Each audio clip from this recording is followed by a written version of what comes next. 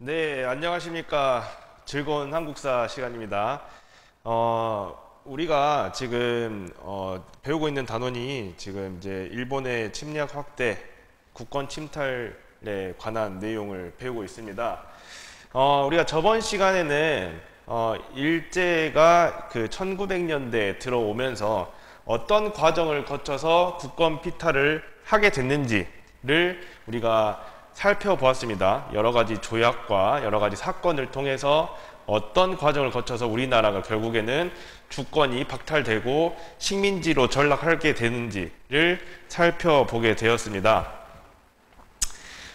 오늘은 거기에 이어서 거기에 따른 국권 수호운동, 우리나라의 국권을 어떻게 수호하려고 했는지를 오늘 살펴보도록 하겠습니다. 우리가 그러니까는 저번 시간에 수업을 제대로 듣지 않았으면은 이게 연결이 잘 안 될 거예요. 그래서 혹시나 그 전 시간에 찍었던 영상을 제대로 수강하지 않은 학생들은 제대로 한번 수강을 다시 하고 이 수업을 듣길 바랍니다. 그럼 시작하겠습니다. 우선 제가 지금 칠판에다가 다 적어 놨는데 우리가 시험 범위였던 지금 동학농민운동, 여기 갑오을미개혁 이쪽 시기부터 다시 쭉 나열을 했습니다. 사건 순서대로, 굵직굵직한 사건 순서대로 쭉 나열을 했는데, 지금 동학농민운동은 1894년, 갑오개혁도 94년부터 해서 저기 경술국치 1910년대까지 지금 이렇게 나열을 했는데, 이걸 보면서도 몇 년도인지 본인이 바로바로 알 수 있도록 사실은 알고 있어야 됩니다. 이 정도는 알고 있어야 한다, 연도를. 그래서 들어가 보겠습니다. 오늘 교과서는 129쪽부터 들어가 보도록 하겠습니다. 129쪽. 우리가 저번 시간에 128쪽부터 131쪽의 내용을 살펴봤었는데, 중간에 129쪽 아래 을사늑약 체결에 대한 저항, 여기 파트는 오늘 하겠다고 하고 넘어갔었습니다. 그래서 오늘 여기 부분을 살펴보고 그 다음에 넘어가도록 하겠습니다. 그래서 을사늑약 이후의 반발, 당연히 그러면 을사늑약 이후로 지금 살펴봐야겠죠. 을사늑약이 일본에 의해서 강제로 체결이 되게 되면서 여기에 대해서 반대하는 운동이 각지에서 벌어지게 됩니다. 우선 장지연이라는 사람이 황성신문에 시일야 방성대곡이라는 사설, 논설을 실게 됩니다. 그래서 이 논설을 발표하면서 을사늑약의 부당함을 토로하는 모습을 보이게 된다. 그리고 민영화는 이 을사늑약의 부당함을 알리기 위해서 후의를 부탁하면서 자결을 택하기도 하였다. 이게 을사늑약 바로 직후에 있었던 내용이고, 그 뒤에 여기 오적암살단과 자신회라는 것이 조직이 됐는데, 여기 내용은 뒤쪽에 가면은 134쪽의 내용입니다. 그래서 134쪽의 내용을 하기 전에 교과서 내용, 지금 장지연의 내용과 민영환의 내용, 여기 내용 이후에 조병세와 이상설 등이 고종에게 을사늑약의 폐기와 그 다음에 을사늑약을 지금 체결한데 일조했던 을사오적의 처벌을 요구하는 상소를 올리기도 했고, 그 다음에 상인들이 철시운동, 상가철시운동이나 학생들은 동맹휴학, 이런 것들이 온 전국적으로 벌어지게 되는 모습도 129쪽에서 살펴볼 수 있습니다. 나머지는 읽어보고 134쪽으로 넘어가도록 하겠습니다. 134쪽 교과서 134쪽의 내용부터 여기가 나오는데, 여기는 이제 1907년, 6년, 7년, 그 다음에 여기 이어서 8년, 9년 이런 식으로 쭉 시기 순서대로 지금 진행이 된다고 생각하면 됩니다. 항일 의거 활동을 정리를 했는데, 항일 의거 활동, 기산도 등의 이제 여러 사람들이 오적 암살단을 조직을 합니다. 오적 암살단, 오적이 누구겠어요? 을사오적. 을사오적을 처단하기 위해서 오적 암살단을 조직해서 군부 대신 이근택의 집을 습격하기도 한다. 그 다음에 1907년에는 나철 오기오가 자신회라는 걸 조직을 해서 을사오적의 처단을 시도하기도 했다. 그래서 나철 오기오는 잘 나옵니다. 그래서 잘 알 수 있도록 하고 오적 암살단과 자신회도 알고 있어야겠죠, 당연히. 그 다음에 1908년에는 전명훈과 장인환이 스티븐스를 사살했는데, 스티븐스 어디서 봤었죠? 저번 시간에 스티븐스 우리가 고문 정치할 때 제1차 한일 협약 맺었을 때 고문으로 파견된, 외교 고문과 재정 고문으로 파견되는데 스티븐스는 외교 고문이었죠. 외교 고문으로 파견된 미국인이었습니다. 스티븐스는 미국인. 근데 일본 사람이 미국인을 굳이 외교 고문, 우리나라 외교 고문으로 올린 이유가 있겠지, 당연히. 이 스티븐스가 왜 우리나라 외교 고문에 올라왔냐면은 국제사회에서 일본인이 앞에 나가서 우리 일본이 그 대한제국 먹을래, 이런 식으로 떳떳하게 말하기가 쉽지 않잖아요, 사실. 이거는 누가 봐도 불법적인 일이고 정당하지 않은 일이기 때문에 일본인이 전면에 나서서 우리가 대한제국 먹을래 라고 떠벌리고 다니면은 바깥에서 보기엔 좋아 보이지 않잖아요. 그렇기 때문에 미국인을 그 외교 고문에 앉혀서 일본이 대한제국을 먹는 거는 정당하다, 이런 식으로 말을 하고 다니면은 어느 정도 설득력이 생기겠죠. 다른 제3자잖아요. 대한제국 사람도 아니고 일본 사람도 아니기 때문에 그 제3자가 일본인을 대변하는 역할을, 일본을 대변하는 역할을 했기 때문에 우리나라 사람들은 당연히 이 스티븐스도 좋아하지 않았겠죠. 그래서 이 스티븐스가 미국에 있을 때 샌프란시스코에서 이 일제 침략을 옹호했던 스티븐스를 전명훈과 장인환이 사살을 하게 된다. 근데 신기한 거는 이 전명훈과 장인환이 서로 모르는 사이예요. 얘네들이 뭐 계획해가지고 스티븐스를 죽이기로 계획해가지고 죽인 게 아니라 서로 모르는 사이였는데, 먼저 전명훈이 가가지고 총을 빵 쐈어요. 근데 이게 불발이 돼가지고 안 된 거예요. 그래가지고 이거를 총을 뒤집어가지고 총으로 때려 죽이려고 이렇게 갔는데, 이거 아무리 사람 때려봤자 이게 바로 죽지는 않잖아요. 그래서 그러고 있는 찰나에 장인환이 빵 하고 쏴가서 스티븐스가 죽게 된다. 그런데 신기한 거는 서로 협의해서 스티븐스를 사살한 게 아니었다. 그래서 그만큼 스티븐스가 그 대한제국인들한테, 우리 한국인들한테 미움을 사고 있었다라는 것을 알 수 있습니다. 그래서 당연히 이 스티븐스가 어떤 스티븐스였는지 당연히 알아야 됩니다. 고문 정치에서 우리 외교 고문에 올라왔던 사람이었다라는 것을 알고 있어야 합니다. 그래서 이 지금 여기 아까 말했듯이 이 전명훈과 장인환은 미국에서 지금 이 의거를 했기 때문에 이 사건을 계기로 해서 미국 교민들 단체들이 통합이 돼서 1910년대 대한인 국민회가 결성되는데 큰 계기가 됩니다. 이거는 뒤에 가서 배우도록 하겠습니다. 그 다음에 1909년에 우리나라에서는 이재명이라는 사람이 이완용을 피습하기 위해서 시도하기도 했고, 그 다음에 모르면은 내공노조 안중근 의사가 우리 그 초대 통감으로 왔었던 이토 히로부미, 우리나라 을사늑약의 큰 원흉이죠. 그래서 이 이토 히로부미를 사살하게 된다. 이토 히로부미가 지금도 일본 사람들에게는 되게 추앙받는 인물이에요. 되게 높이 추앙받는 인물인데 우리나라 안중근 의사가 얘를 처단을 했다. 그만큼 일본 근대화에 큰 영향을 미치긴 했지만은 우리나라 사람 입장에서는 좋은 사람이 아니었기 때문에 우리는 의사라고 표현을 하죠. 안중근을 부를 때 의사라고 하죠. 그래서 어디서 사살했어요? 어디서? 하얼빈에서 사살한지도 모르면은 안 되겠죠. 하얼빈에서 사살하게 된다.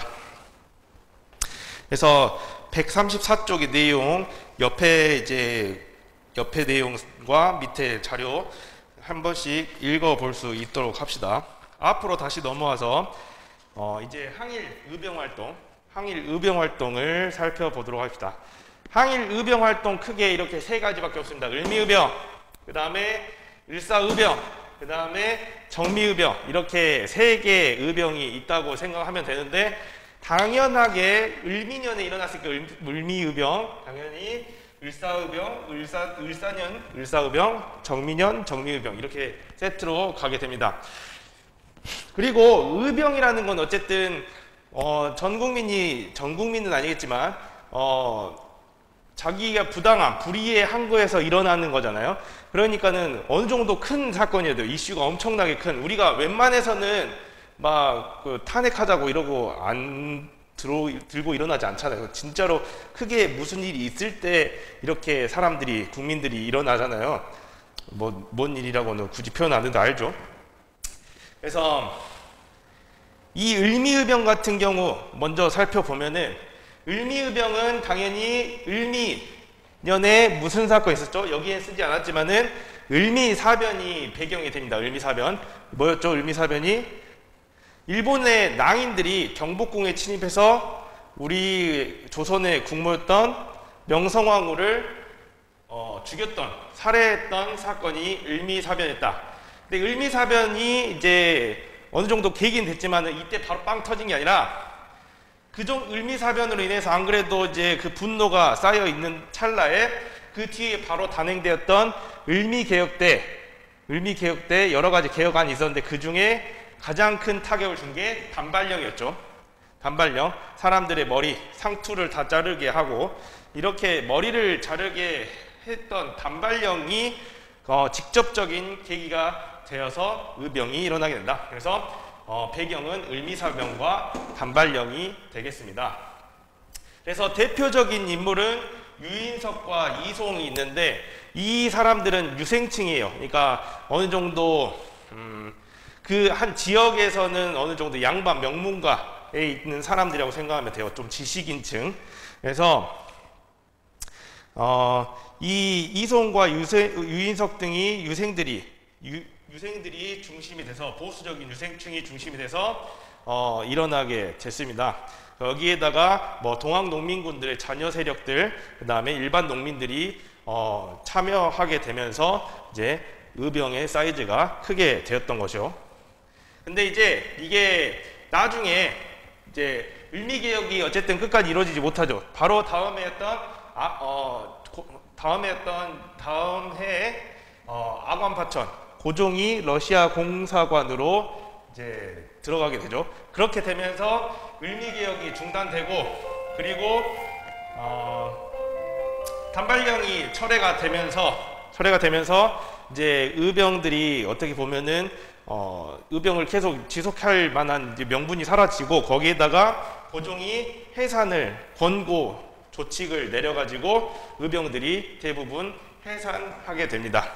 그래서 이후로 이제 활빈당이나 여러 무장 조직을 만들어서 투쟁을 하기도 했지만은 을미의병은 여기서 일단락되는 모습을 보인다.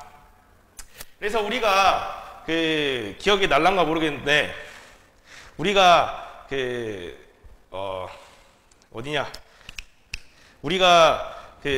개화, 그 다음에 위정척사 이렇게 나눠서 봤었죠. 개화파랑 위정척사파 나눌 때, 거기서 위정척사파는 우리가 연대별로 1960년대부터 70년대, 80년대, 90년대 이렇게 쭉쭉쭉 나눠서 우리가 살펴봤었는데, 이 지금 을미의병이 90년대에 봤었던 1890년대에 있었던 항일 의병 투쟁에 지금 연결된다고 보면 되겠습니다. 그래서 위정척사파, 보수적 유생층 위정척사파의 계보를 잇게 되는 의병 활동이었다. 이런 식으로 연결해서 알면 좋을 것 같습니다.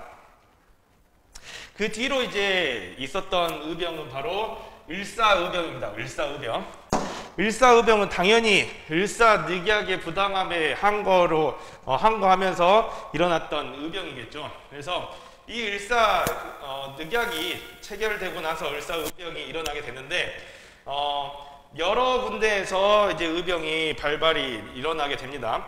그래서 뭐 전직 관료였던 민종식이라는 사람도 있고 그 다음에 뭐 여러 사람인데 제일 대표적인 인물은 최익현입니다. 최익현이 전라도에서 제자들과 의병을 일으켜서 뭐 전북 일대를 장악하기도 했다. 그렇지만은 관군에게 체포돼서 결국에는 스시마성 대마도에 끌려가서 순국하게 된다. 그리고 평민 출신이었던 여기 밑에 특징으로 써져 있지만은 이때 최초로 평민 의병장이 등장을 합니다. 그 평민 의병장이 바로 신돌석이었다. 그래서 이 신돌석이 활발한 유격전을 벌여서 큰 성과를 거두게 됐다. 그래서 이런 식으로 알면 되겠습니다. 마지막으로 정미의병 보겠습니다. 정미의병은 1907년에 일어났기 때문에 정미의병인데 배경은 고종이 강제 퇴위했기 때문입니다. 똑같이 여기 1907년이에요. 여기는 뭐 1906년 그런 게 아니라 1907년 똑같은데 여기에서 고종 강제 퇴위가 직접적인 배경이 되었다. 그리고 거기에다가 대한제국의 군대가 해산이 되게 되죠. 그래서 각지에서 이제 의병이 일어났는데 해산된 군인들이 여기 합류해서 의병 전쟁으로 발전하는 모습을 보입니다. 그래서 대규모의 의병 부대들이 일어나게 됐는데 그러면서 전투력이 한층 강화되고 조직화된 모습을 볼 수 있게 됩니다. 그래서 이 의병 그 부대들이 한 번에 모여가지고 서울 진공 작전을 펼치게 됩니다. 그 부대가 뭐였냐면은 13도 창의군입니다. 13도 창의군. 13도는 어디서 나와요?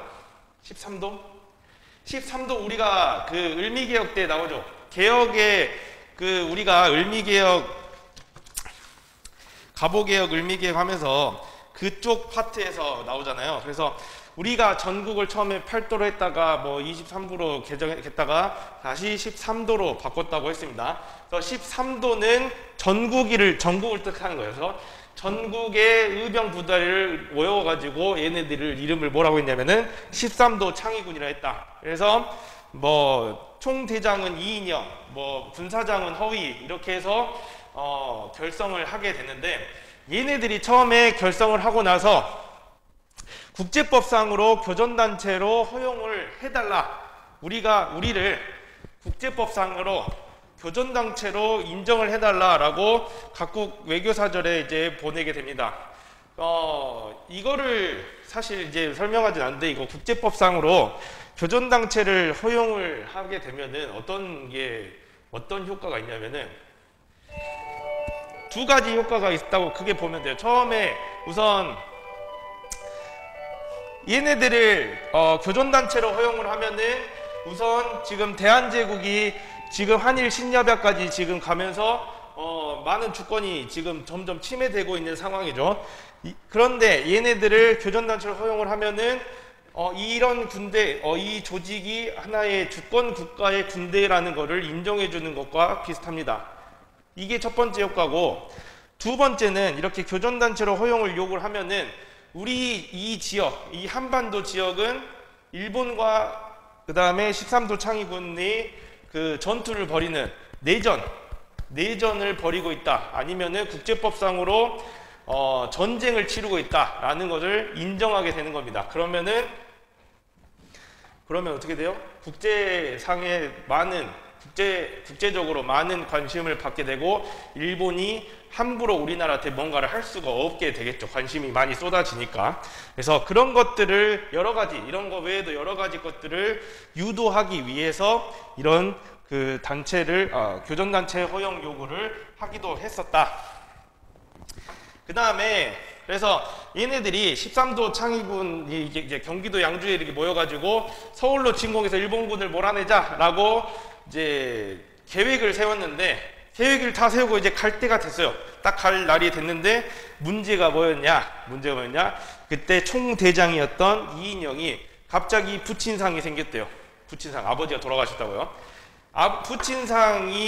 부친상을 핑계라고 하긴 좀 그렇죠. 사실은 아버지가 돌아가셨다는데 이거를 못 가게 하는 것도 좀 그렇지만은 지금 어떻게 보면은 모든 그 의병 부대를 책임지고 있는 총대장으로서 사실 책임을 져야 되잖아요. 근데 그거를 책임을 기피하고 본인의 이제 효를 다하기 위해서 이제 총대장이 빠지게 돼버린 거죠. 그 상황 속에서 서울 진공작전을 벌이다가 결국에는 패배를 하게 된다. 물론 뭐 그런 총대장의 부재도 있지만은 일본군의 우세한 전력에 밀려서 결국에는 대패하게 된다. 일본군이 그리고 이거를 또 먼저 알아버렸어요. 그래서 결국에는 실패하게 된다. 그래서 여기에서 서울 진공작전 실패 이후에 이제 각지로 다시 뿔뿔이 흩어지게 됐지만은 그 뒤로도 의병들이 계속 끈질긴 투쟁을 전개하게 된다. 그래서 특히 어느 지역에서 많이 벌어지냐면 이 호남 지역에서 가장 의병 활동이 활발하게 이루어졌는데 여기에서 이제 대표적인 사람이 전해산, 안규홍 이런 사람들이 있었다. 그래서 일본군이 지금 이렇게 각지에서 특히 호남 지역에서 의병이 활발하게 이루어지면은 우리나라를 지금 집어삼키려고 지금 야욕을 보이고 있는데 얘네들이 계속 걸리적거리는 거예요. 일본 입장에서 보면은. 그러니까는 안 되겠다. 얘네들 한번 싹 쓸어야겠다 해가지고 벌였던 작전이 남한대토벌 작전이다. 그래서 1909년에 남한대토벌 작전을 전개해서 의병 부대를 초토화하고 양민들을 한번 싹 정리를 한 이후에 1910년 경술국지 아예 주권이 박탈당하게 된다. 그래서 일본의 입장에서 보면은 모든 것을 단계적으로 착착착 준비해서 결국에 우리나라의 주권을 뺏은 거가 되겠죠. 그래서 참 안타까운 일이지만은 그런 식으로 이루어졌다. 그래서 이렇게 남한대토벌 작전에서 거의 이제 뿔뿔이 흩어진 이제 의병들은 위에 이제 만주나 연해주로 이동해서 독립군으로 활동하기도 했다. 이런 식으로 알면 되겠습니다. 그래서 이렇게 우리가 을사늑약 이후의 반발과 항일 의병 활동을 살펴보았습니다.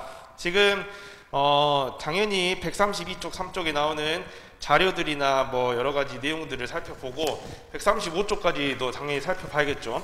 오늘 수업은 135쪽까지 한 것이고 본인들이 한 번씩 읽어보면 좋을 것 같아요. 나머지 자료들은. 그 다음 넘겨보면은 136쪽부터 그 다음에 138쪽까지는 애국개몽운동의 내용입니다. 이 애국개몽운동은 필기를 지금 어떻게 할 거냐면은 이 아래에다 그대로 쓸 거예요. 이 시기 쭉 사건별로 쭉 진행이 되는 이 사건별로 진행되는 속에 그 시기 속에서 어떻게 애국개몽운동이 진행되는지를 똑같이 쓸 거니까는 아래에 좀 필기 칸을 남겨두면 좋겠죠. 그래서 이 아래에다가 쓸 거니까는 필기는 남겨두고 애국개몽운동의 내용은 다음 시간에 살펴보도록 하겠습니다. 오늘 수업 듣느라 고생 많이 했습니다. 꼭 저번 시간에 잘 못 들었으면은 저번 시간 거 먼저 듣고 잘 다시 정리를 하면 좋을 것 같습니다. 오늘 수업은 여기까지 하겠습니다. 다음 시간에 봅시다.